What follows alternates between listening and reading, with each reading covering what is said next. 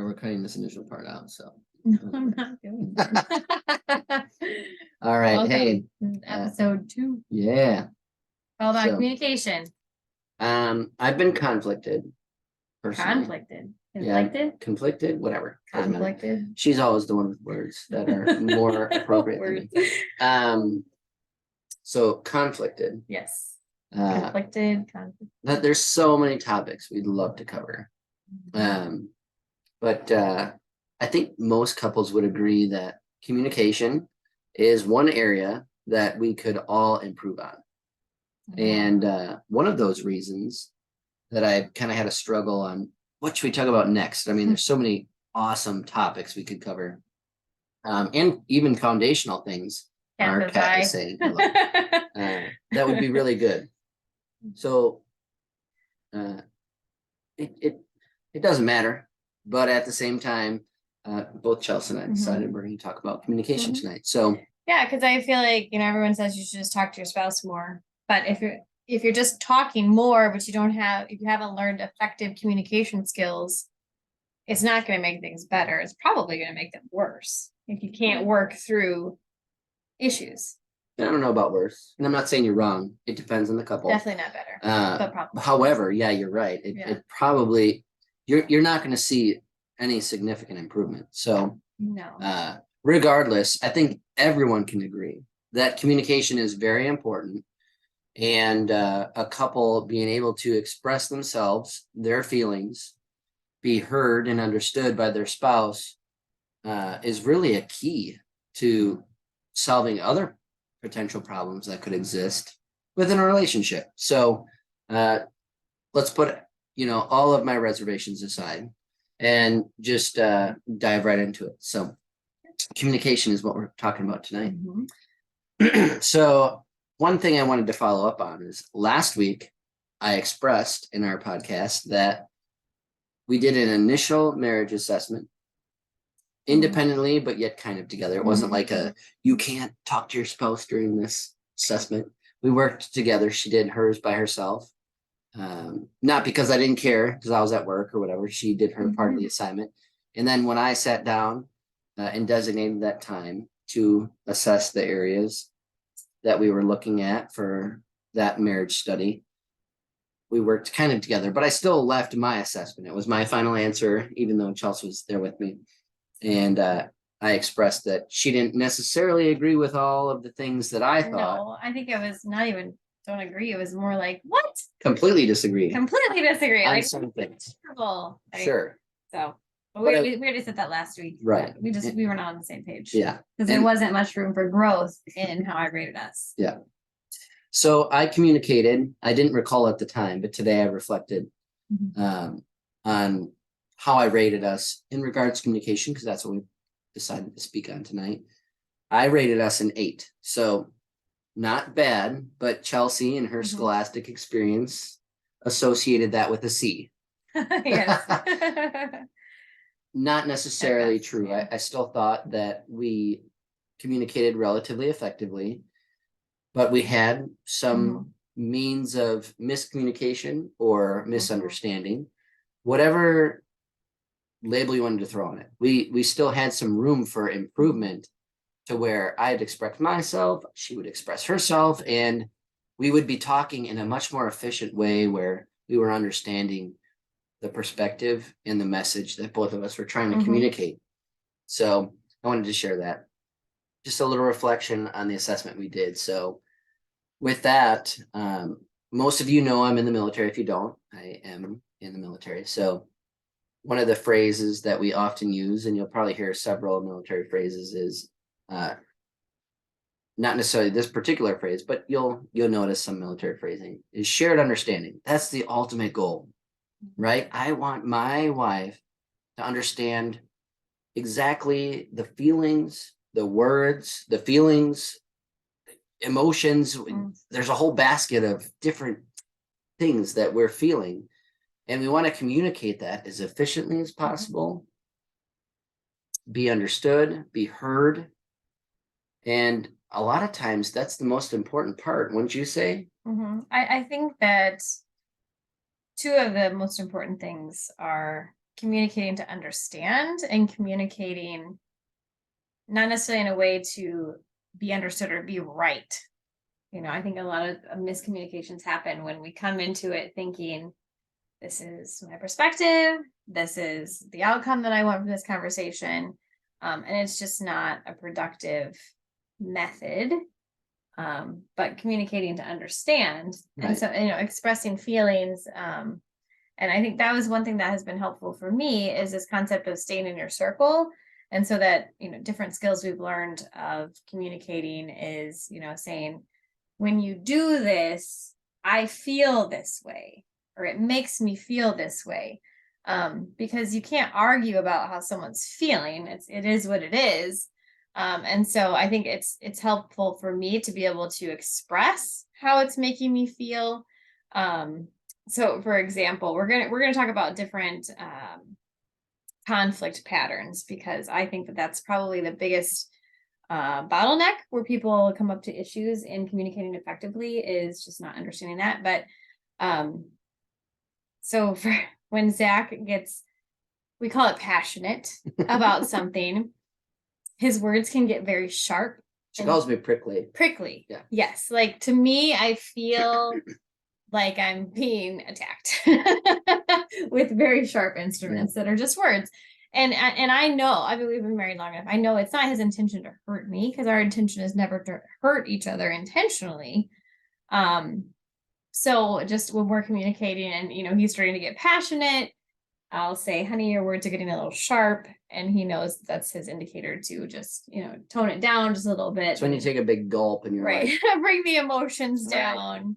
how do I know. try to express Right. my point of view or feeling in a way that is not Mhm. prickly? Because I Right. don't want to Right. make her immediately put up her defenses, because then she's Right. not hearing anything that I have to say, because she's already on the defense. So, Right. The walls are going up.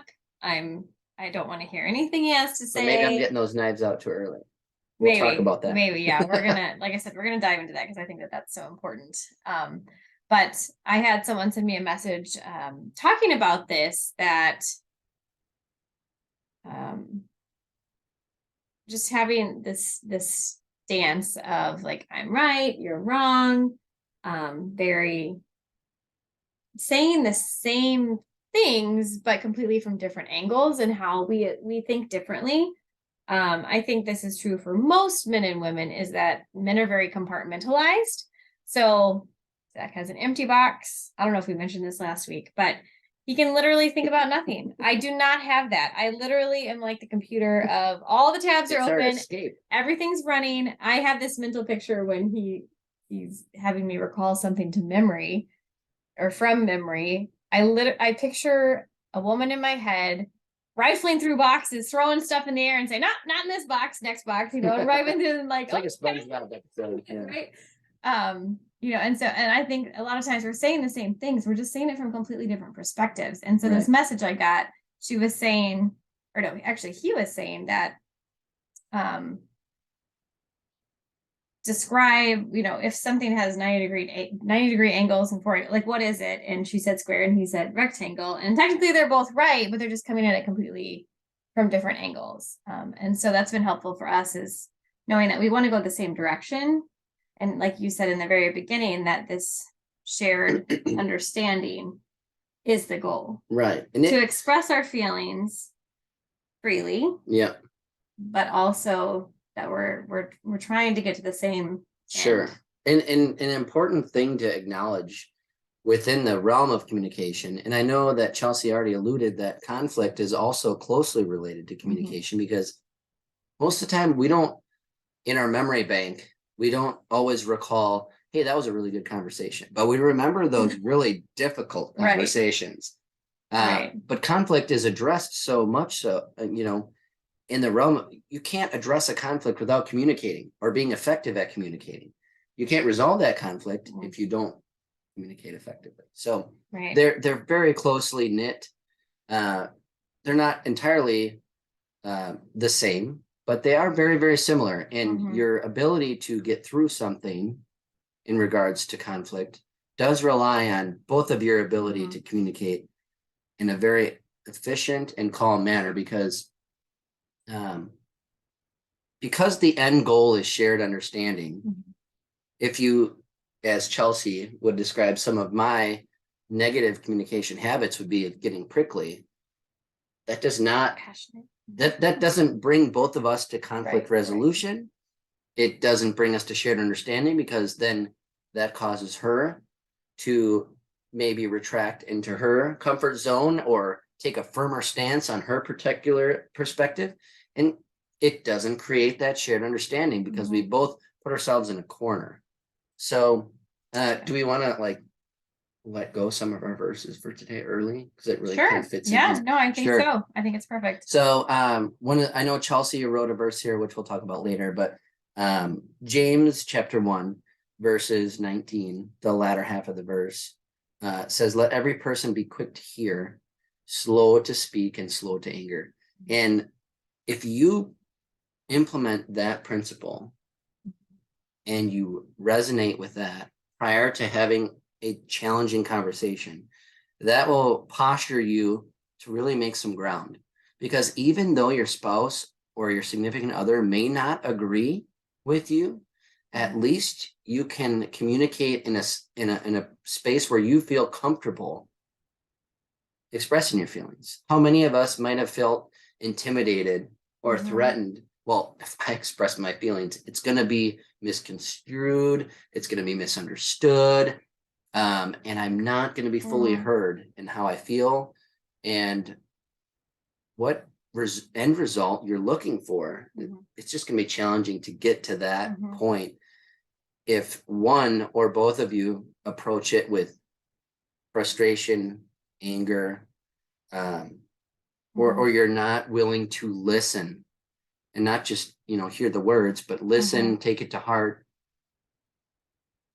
Your spouse is the closest thing you're going to get to another human being on the earth. And you can't have that close, intimate moment of at least seeing the perspective of what they're trying to convey.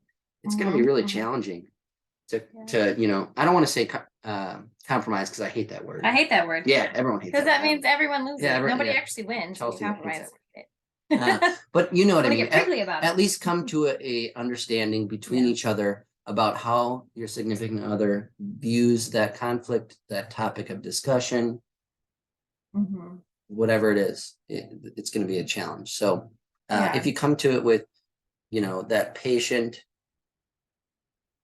willingness to understand your spouse, because you love that person, hopefully more than anyone else, and your ability to understand where they're coming from is important. So you should be invested in being patient and at least hearing what they have to say, so that you can really hear how they feel. That's gonna, it sets the stage. It really does for further conversation.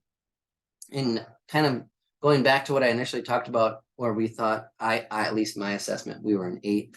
An area of growth that I've really noticed with us is previously when we talk about something, don't get me wrong, we'd discuss it and we'd make some progress, but we wouldn't get to that next level. And you can attest to this. We'd kind of just halt it where we knew either I was going to say something hurtful to Chelsea, or she would say something hurtful We would to table me. the discussion. Yeah. Oh, we'll talk about this later. Right. Especially with kids around. Oh, we'll talk about that later. Right. You say that, at least for me, that prickly stick, let's talk about this later. And, I either continue driving or, we'd continue on with what we're doing in our daily activities.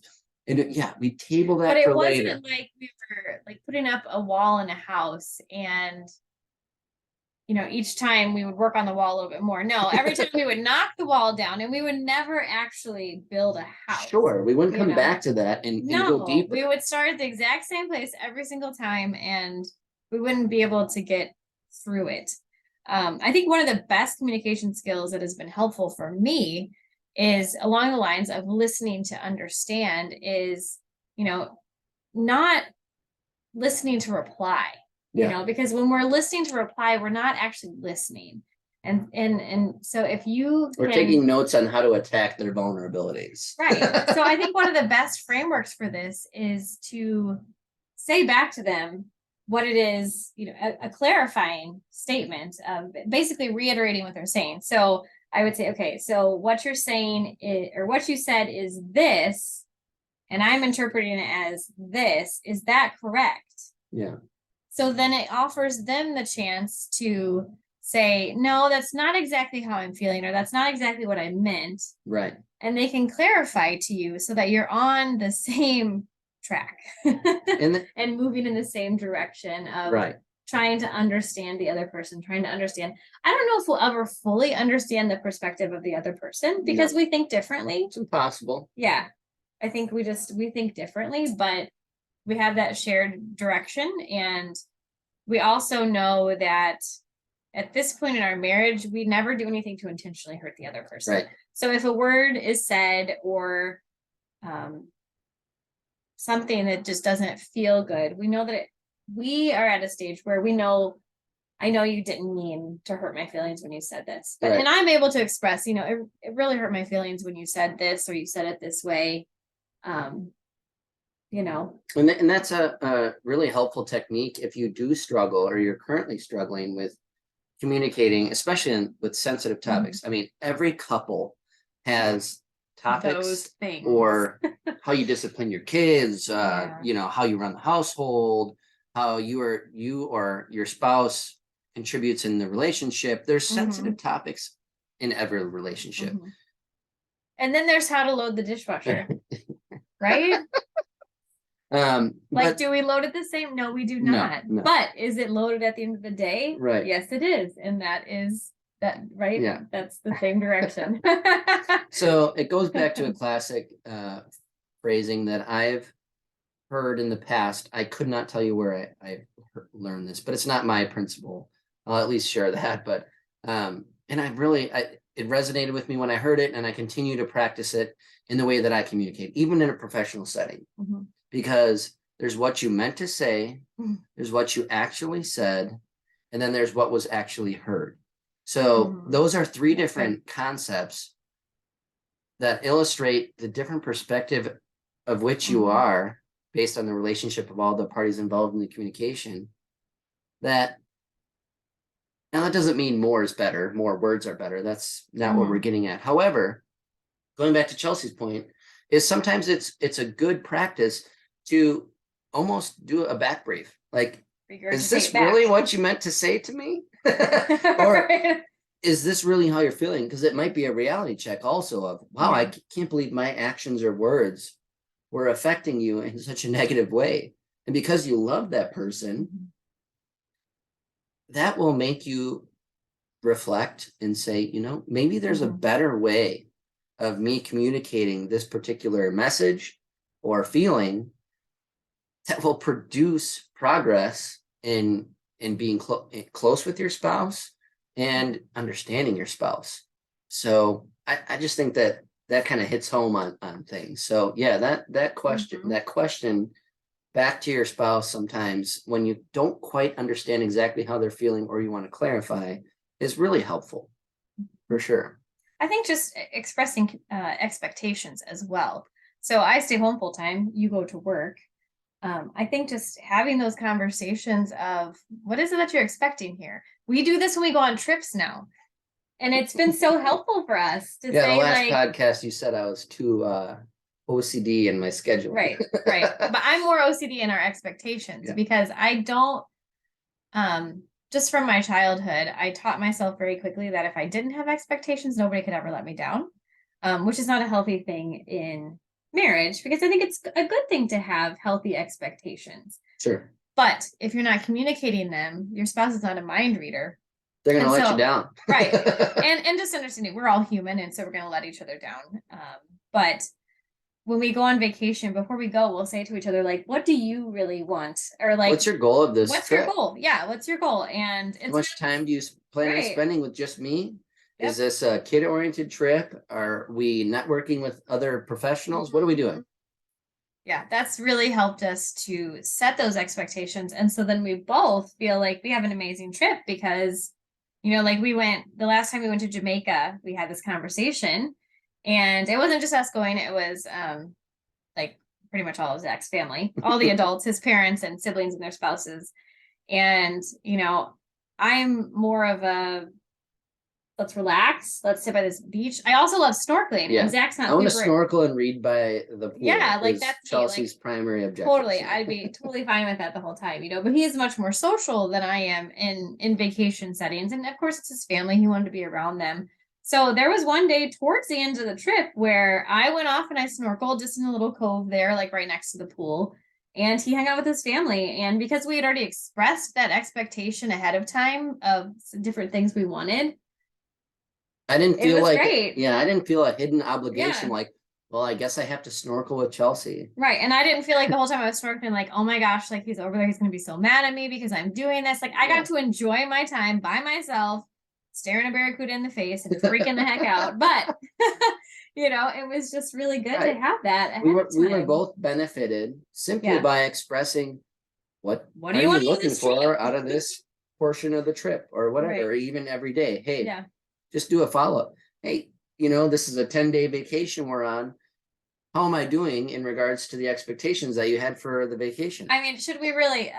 Come on, guys. Do you want to know what Zach's expectation? Oh, was? yeah. I'm the physical touch guy. Go ahead.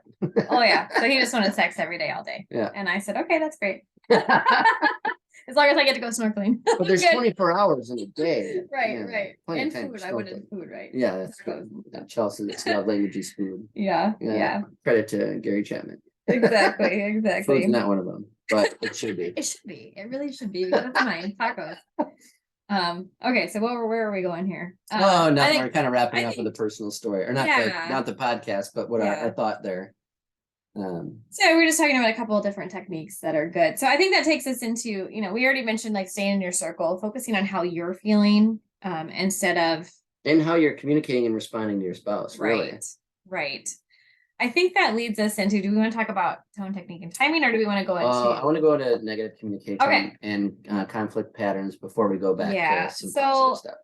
Like I said before, I think these conflict patterns, I think these are some of the sticking points in marriages if you don't learn how to recognize them and to deal with them in a healthy way. A lot of these are what we learned from our parents. So whatever our parents did is what we tend to do as well.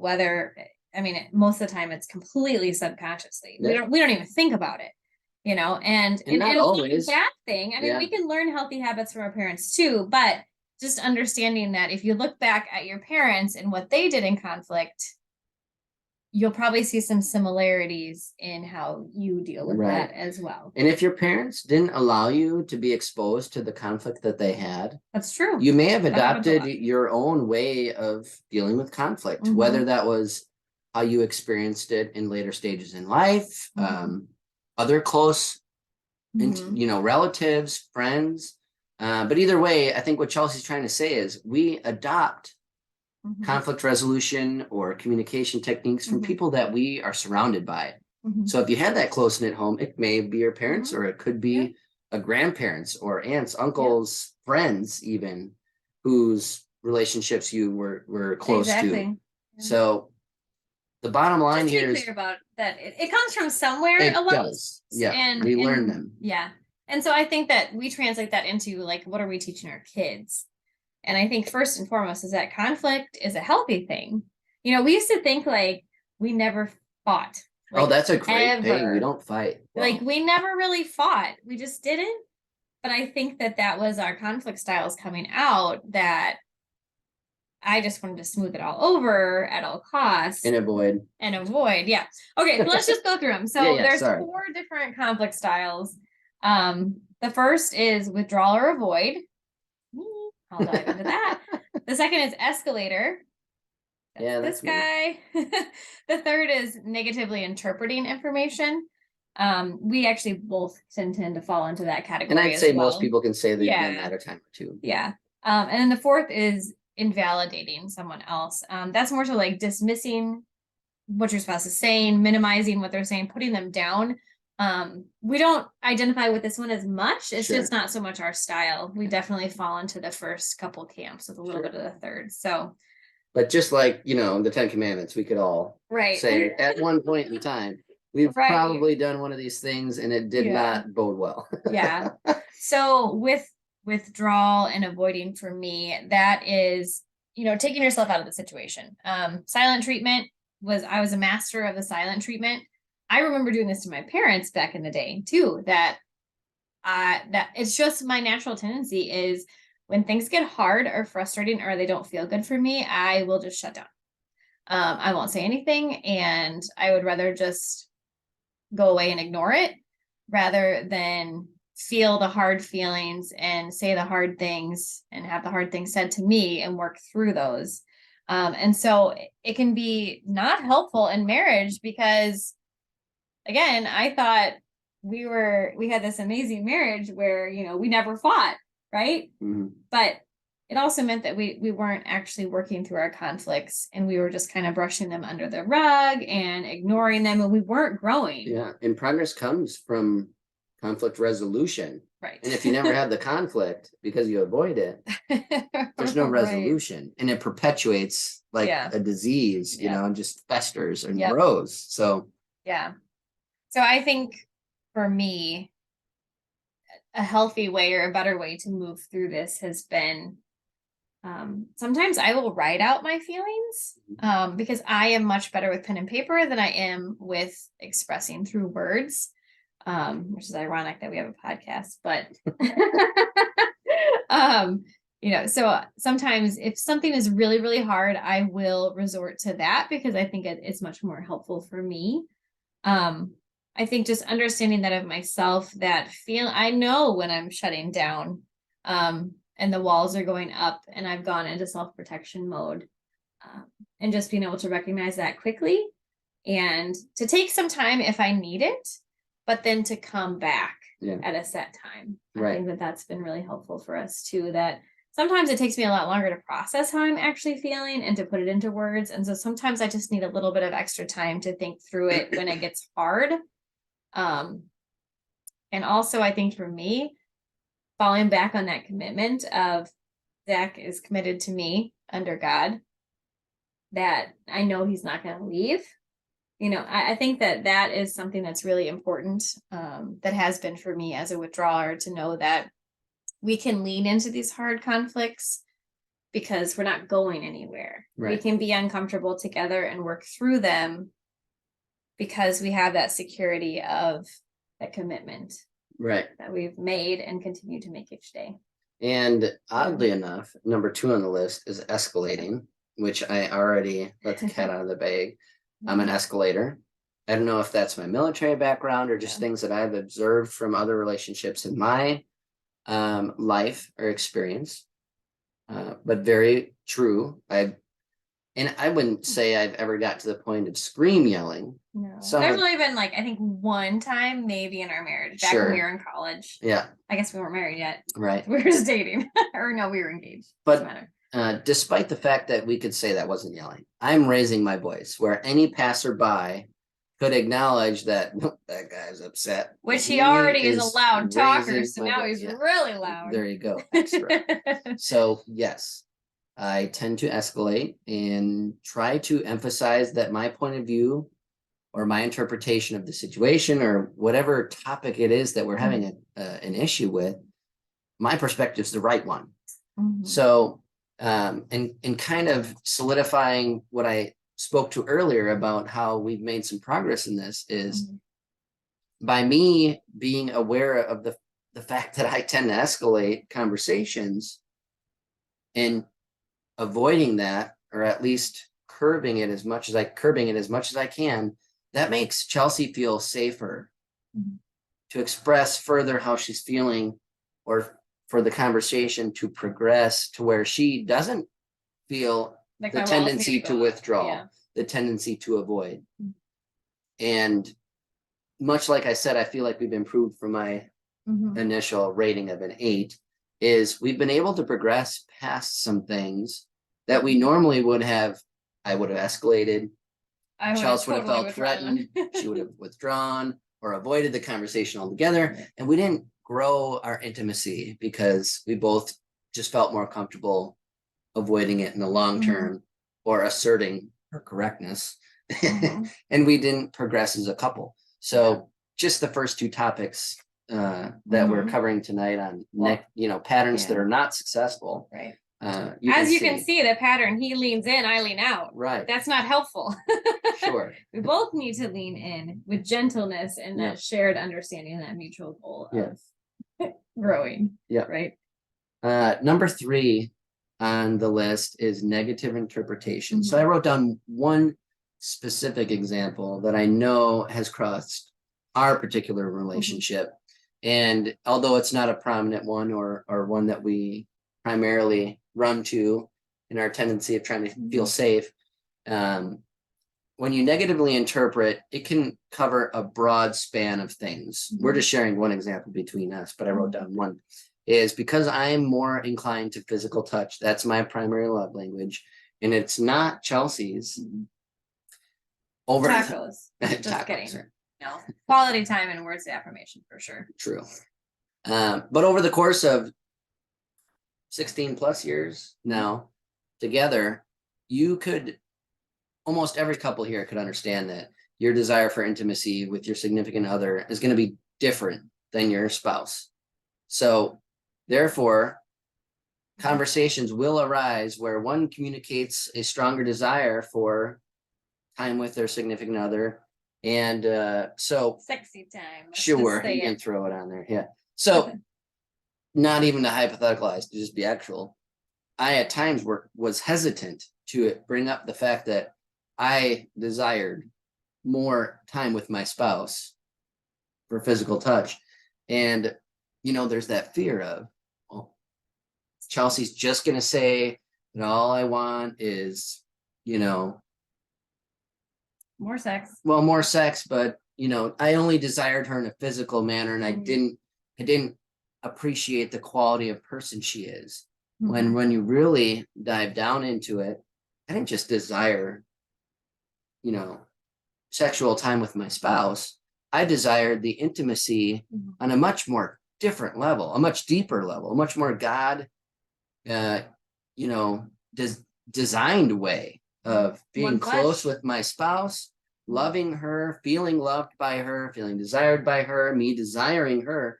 I never looked at it as a one-way at it as if it was a one-way road. Or just as an end goal. Sure. Right. Yeah. That I desired my spouse in a holistic means, but still through the channel of physical touch. And it was challenging to have that conversation, knowing that there's a chance that Chelsea may respond in a way that would be interpreted negatively towards me of, well, you're just in it for the physical, or you're just in it for, the crossing the finish line and pleasing Check the yourself box, or whatever you right. fill in the blank or whatever you want.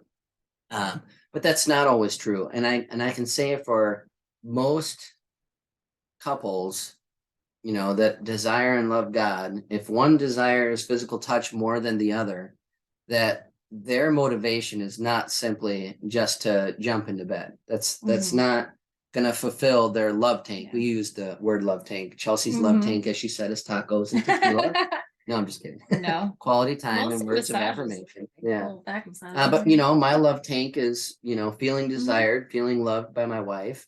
But I feel that most through the conduit of physical touch.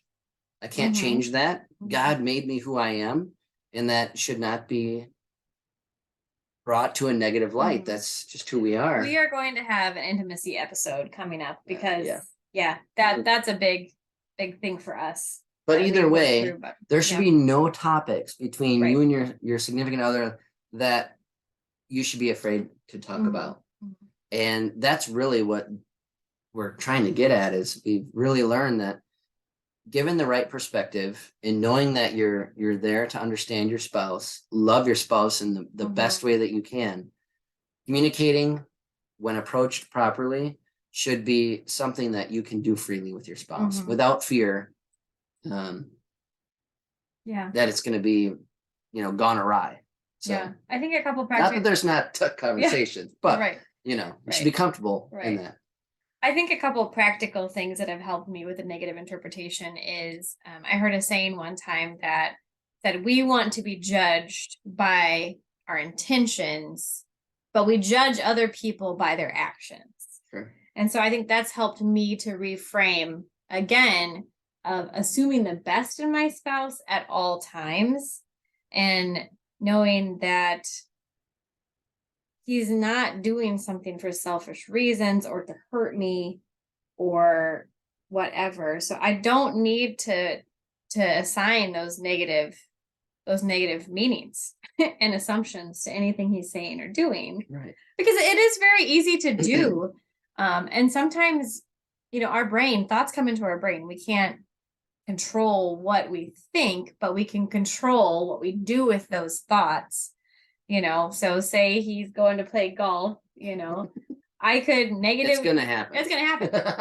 I could negatively interpret like the whole time of him being so selfish, or I can flip the switch and say whatever the thought came into my head of a negative approach. I can flip the switch and say, my husband loves golf and I love that he gets this time to go do this, and I'm totally changing that. And I'm not going to negatively assume that he hates me and doesn't want to spend time with me.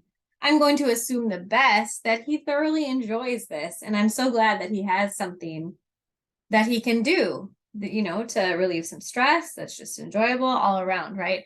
And so it just starts with that awareness and then what we do with it from there. I'm saving the small snippet and sending it to all Yeah. my Yeah. friends and Yeah. all. I know. No, it's okay. There are things. Balance, folks. As long as I get to go shopping for hours on end and just Yes. wander that. There's a balance. I And I'm love not it. automatically attributing it to do that. But Yeah. Okay. So I think that kind of wraps up the negative communication patterns / conflict styles. Did you have anything else you want to go over in that? No, I think what you really wanted to focus on here was really Yeah. important. I mean, there's The 3 T's. hold right? on before Okay. you get there. Okay, hold that thought for the 3 T's. Just wanted to express that, and I think I said this already, but I'll say it again. If you struggle with communicating with your spouse, if you start the conversation with the simple words of, I do not intend to hurt you. Mhm. I want to understand how you feel. Mhm. And I want you to understand how I feel about this topic. And I think we should talk about it. Mhm. Even though we may not agree, we really need to discuss this. That's a great way to start it. What was that? 5 seconds of Right. just, and as long as you say it from a heartfelt perspective, you're probably really going to see some progress in being Right. able to discuss some things. Because there's a myriad of problems or touchy subjects that every couple needs to talk We about. have a really good example of this. Okay, go right ahead. This is when we were going up north for Homerfest. Oh, sure. Yeah. Yeah. Do you want to tell the story or do you want me to tell the story? I don't remember the initial Okay, thing that I do. kind of got us down the wrong track, but Zach was off work that day because we were preparing to go up north. The big kids were still at school, but we had the 2 little, so we wanted to go to the store, get supplies, groceries to fill the cooler, whatever. And then we were going to grab lunch on the way home before we packed up and went and picked up the big kids from school. And as we went into town, I made a comment, the Mexican restaurant is over there. It's my favorite. And that's all I said. So I didn't communicate clearly that, honey, I would really like to go eat that Mexican food. Right? No. So that was my misstep. Sure. No, I wouldn't say misstep, just not as clear communication. Right. That And Zach could have is been. very clear. He likes black and white clarity when it comes to An additional detail, now that you're telling the story, I Yeah. recall more of the details. Her follow-on statement after I really like that restaurant is, oh, it's closed. It didn't open till a certain time. till 11, which it was probably like what 9:30, 10 Sure. at the time. Now, again, she didn't say what time it opened or any Right. of that stuff. She just said, I really like that restaurant Mhm. and I would love to eat there, but it's closed. Well, and if you're a woman, I don't know if you do this, but I have conversations in my head all the time, and Yeah. sometimes I don't know what I actually say out loud and what I say to myself. So, say, I don't know. That's all she had said. Right. But in addition, again, Chelsea explained we were preparing to go on vacation. Not that time is of the essence. We couldn't leave till the kids get out of school, but I still wanted to give us the most time we can To get home to and pack. prepare Mhm. for the vacation. Again, I probably had an Excel sheet telling me I was Probably. packing from 11 till 1. So Right. So we decided to go to Walmart, Yeah. do our shopping first, and then we Right. would grab lunch on the way home. And we were probably at the store a little bit longer than we had planned because, Yeah. squirrel. We got distracted. So then we're coming home, and I want to say it's probably around noon Yeah. now, Yeah. right? And he said, or I said, are we going to grab lunch? And he said, yes, So I started to pull into a fast food restaurant Taco Bell. because I thought to myself, okay, I know it's not real Mexican, but But it's close. we're not picky in our family. Yeah. We're very go with the flow. Yep. Especially Chelsea. And we only had the two littles. Mhm. They like tacos, they like nachos, they like the Yeah. cheesy roll-ups. Doesn't matter. So at this point, he's I knew thinking everyone quick, would like something. quick and Yes, efficient I'm and thinking quick, enjoyable for efficient. all. Well, immediately as I see where he's turning, I was like, excuse me. That ain't what I said. I was like, what about the Mexican place that I said? So now in his head, he's thinking, that's a sit-down restaurant. That's Yeah. going to take forever. And It's he like an didn't hour communicate that plus. to me. So this was a real quick, like, Yep, and attitudes were rising in both of us. sure. Jerked the van over Yep. back into my lane. I'm not turning. Yep. into Taco So Bell. I started to shut down because I was like, avoiding. okay, avoid, like, I go eat my Mexican, but none of us are going to enjoy it. He refused to eat anything at the Mexican place, I which wasn't made it even worse hungry. for me. I'm not a because food he's guy. like, okay, now we're sitting here eating. Yeah. You're not eating it, you're just staring at us like you hate your life. And Can I pause your story Yes, for a you second? can. One additional fact here further explains how certain surface things don't always get to the root problems or the root Mhm. issues, desires, you whatever. Chelsea really truly desired for me to sit down at that Mexican meal and enjoy it as much as she did. This is like the movie The Breakup, where she's like, I want you to want to do the dishes. And he's like, I don't want to do the dishes. I literally, I have nothing against Mexican food. I know that tons of people, there's probably listeners out there right now writing, Hate on my mails to Facebook Zach now. of why How don't do you you like not like Mexican? Mexican food? I don't care for Mexican food. It's just not I'm his not saying favorite. it's bad. There's some things that I enjoy from the Mexican food menu. It's just not when I'm really hungry. If I were dying in a desert, I wouldn't be like, man, I could really go for some tacos. I wouldn't say that. I'd probably I don't think you ever get tacos when we go No. to Mexican. Maybe a so bottom quesadilla. line is Chelsea has a strong desire for Mexican food. I could take it or leave it. So if I was taking a survey, not strongly like, somewhat like, Neutral. I'm neutral. More I'm neutral, yeah. agree or disagree. I go there Okay. because my wife likes it. So back So- to the story. Yeah. So now by the time we get back in the van, So I thought I fulfilled her need because I got her the Mexican she wanted, but what she really wanted was I wanted me him to enjoy want the it. Mexican I with wanted her. him to enjoy it with me. No, So no, now I'm crabby because I'm like, well, that sucked. Like, we might as well have just gotten takeout and taken it Taco home Bell. with us. Yeah. Right. And I'm also feeling bad, and shame is my go-to negative stance of, when I've disappointed someone or a situation I don't like, I feel shame. Like it's my fault. Now I should have just kept my mouth shut and gone to Taco Bell, and now everything is ruined and he hates me, which I know is not true, but that's where my I was mind irritated. goes. He was extremely irritated, and I don't didn't hate like her. it when I can sense that something's off. It really bothers me, and I want to smooth it over or make him happy or use humor or Ooh. something. Yeah. Okay, anyway, so it was bad. And by the time we got home, I was gonna put the kids down for a nap, and I assumed we were gonna go have sexy time because we had a few minutes. I come out, and he's outside mowing the yard, and I'm like, what? This is a great transition story to your techniques. Yeah. Because this does very much so illustrate sometimes when emotions are high, because we all have them, they're reality, especially if it's a touchy subject, with which most of the time it is. Sometimes you need a moment to not allow yourself, when you're in that moment of weakness and you want your emotions are going to take over, to reflect on the conversation that already happened, to maybe where you want the conversation to go without letting those emotions influence the way you're going to communicate.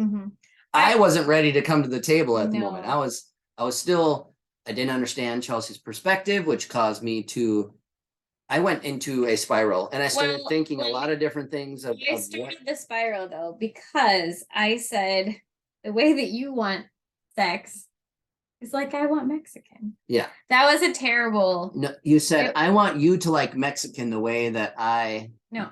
Yeah, the way that something like that. you want me to want. Bottom line is sex. Mexican It food was was compared to bad. sex. And I'm like, No, it's not you, the same. you can live without Mexican food. You shouldn't be able to live without intimacy with your spouse. So because of that comment, which was probably a negative interpretation or an invalidation. And also, I'm not good at metaphors and similes. Like, Terrible. don't put me down for that. So it was just bad. So that just put me further in a bad. That was the kicker for the spiral. And I was think. trying not to Yeah. escalate myself, but I needed some Yeah. time to rationalize what Chelsea was really trying to communicate, see where she was coming from, and also for me to try to put words together to communicate where I was coming from and how hurtful maybe that Mhm. statement that we can't exactly, quote here, but we're paraphrasing as best as we or as terribly as we are. So timing is very important. Yes. We were right timing its outside due. the school picking up our big kids to go on this trip. And I decided to lean in and push. And he also leaned in and exploded. Because I was not ready. She poked a bubble. Yeah. Yep. It was, and so then we spent a 4.5 hour car ride. Sure. Yeah. Yep. Pretty much in silence. Pretty much I literally was looking out the window, back turned to him, and it was, and I was spiraling at this point too, like, oh my gosh, like what have I done? I should have eaten the dang Taco Bell. My goodness, what have I done? And this is gonna be a terrible trip now. And this was one of those where everything we tried to do on this trip was not going well. Yeah. The cooler leaked all over the back of the van. We stopped for food at Popeyes. Remember? And it was terrible. Chelsea. Everyone liked it but Chelsea. If you like awful. Popeyes out there, it's Popeyes is synonymous with diarrhea in my book. But anyways, it was bad. So like everything we were trying to do on top of the escalation of everything that we were dealing with emotionally was just not working out well. And like now looking back, it was kind of laughable. Every scenario, I shouldn't say every, but a lot of scenarios. It was not laughable in the moment. And by the time we got to the cabin, tensions were still high. Yeah. But I will say there was still growth in Chelsea and I because we were trying to work on our communication, which apparently was a 10. I acknowledge that I was not going to let this. I mean, it's a meal. Again, the time that I needed to step back and realize what are the huge implications here? Mm-hmm. Chelsea wanted Mexican and I chose the wrong restaurant. And then I chose the wrong. Am I going to let this ruin a memorable vacation with my spouse, whom I love, and my children, who feed off of our energy? Am I going to poison a 3-day trip for that? So don't get me wrong, I'm not using this as an example to follow, but at least I can say both Chelsea and I took a moment that evening before the whole weekend festivities, ensued. We said, we stepped aside and I communicated, Chelsea, I'm sorry. We really should talk about this. And we spent probably 45 minutes in bed that night before we let the weekend go to say, let's talk about this. This is what bothered me. I talked about how her comment hurt me, how it made me feel. She was able to express that she didn't mean it that way, where there was forgiveness and resolution, and we were able to move forward. So, which is good because I got really sick the next day and I was in bed until like noon. So I needed to show some extra. He did, and he did. The mom cape and the dad cape. Yeah. But so, I anyways, think it was just a perfect, the 3 T tone, technique, and timing. We've talked a lot about technique tonight, and I think that that's important, learning the skills. But tone, especially as women, our tone can be very silky and honestly probably can get us anything we want with our husbands if we use our tone kindly. And we say this to our kids all the time. It's not what you're saying, it's how you're saying it. And it's so important with our spouses too, because we can say the exact same thing, 2 different tones, and it be completely different meaning. Received or rejected. Right, right. So I think just having an understanding of the tone that we're taking when we're bringing something up, like, saying, are you going to take out the trash versus, honey, are you going to take out the trash? Totally different. Really needs to be taken out. It's overflowing. Right. Like, yeah, silky smooth, very aggressive, right?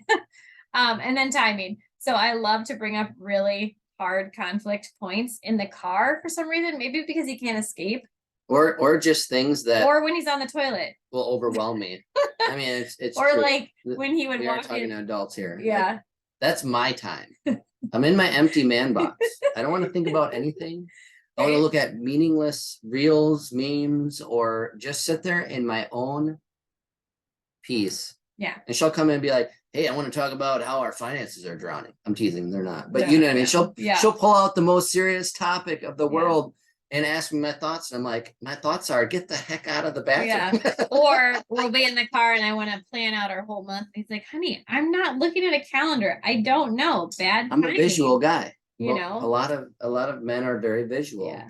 So I think a lot of this comes down to just read the room and reading your Sure. spouse, of like, especially like emotionally taking almost like a reading of their emotions, Yeah. If they're walking in the door from work and they're super stressed out, it's probably not a great time to bring up stressful topics. Hey, Right? the drain is still clogged. I know you unclogged it 4 times this month already, but didn't Thankfully, work. it's not clogged anymore, but that was fun. That's a real Don't put us down for plumbing anytime soon, please.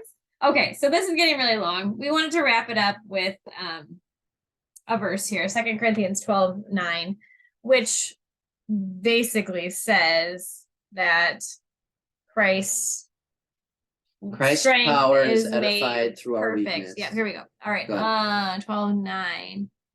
My grace is sufficient for you, for my power is made perfect in weakness. Therefore, I will boast all the more gladly in my weaknesses, so that the power of Christ may rest upon me. And I think that this is true in marriage for all of us, that, we aren't perfect communicators. We don't express our feelings the best way all the time.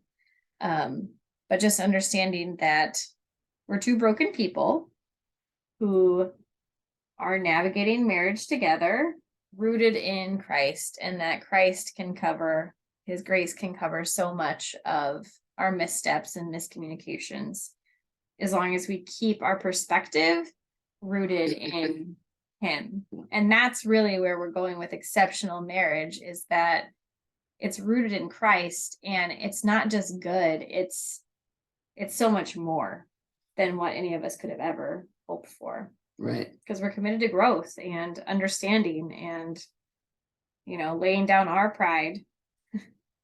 Yeah. Right. And I mean, I stole a page out of a coworker of mine, Sergeant Teague, and I are really good friends. And he shared a means of communicating with his own children in regards to love, of going back to what God's word says about love. So I stole that right from him today, because we all steel sharpens steel, right? So tonight our children have had some conflicts lately. They fight and whatever. But the same thing is with our spouse. What does God's word say? What is love?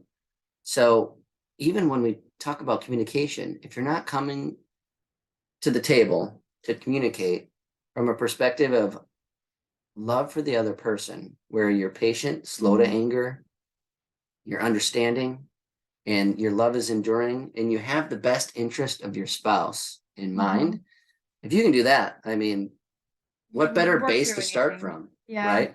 But I feel like that's the big idea for this episode, is communication is a learned skill. We can always brush up on skills, right? There are always ways to be growing the actual technique part, but the tone and the timing and the way that we actually work through conflict is within our hands and within our control. Right. 100%. And we'll never be perfect. No.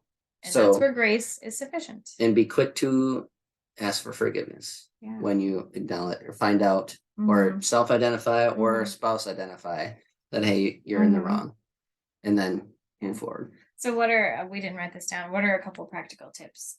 What are two? I think we two covered a walkaways? ton. First one is correct your perspective or I'm sorry, your approach before you And not your communicate. spouse. Don't correct your spouse's perspective. Stay in your circle. Make them realize that on their own. Right. Chelsea's good. No, get out of the way so the Holy Spirit can punch them in the face. Oh, yeah. But no, honestly, I think we shared them in those Yeah. last wrap-up comments Mhm. and throughout our discussion tonight. Yeah. Just, Keeping your communication, first Right. one, keeping your communication rooted in Christ yep, and his grace to cover all of our weaknesses. And I think the second one is, I think just having an awareness of your conflict style right. and working through that with healthy patterns. And you may never agree on whatever, discussion point that No. is problematic for you. You're never going to Uh, think the exact same way either. But if you can have that shared understanding, at least you can respect and love each other in a Mhm. Christ-like way. And that's That's really right. what your end result is. That's right. Our goal is, I should say. So hopefully it's the Goal. result. Right. That's the goal. That's right. All right. Well, we will talk to you guys next week. Yeah, I'm excited.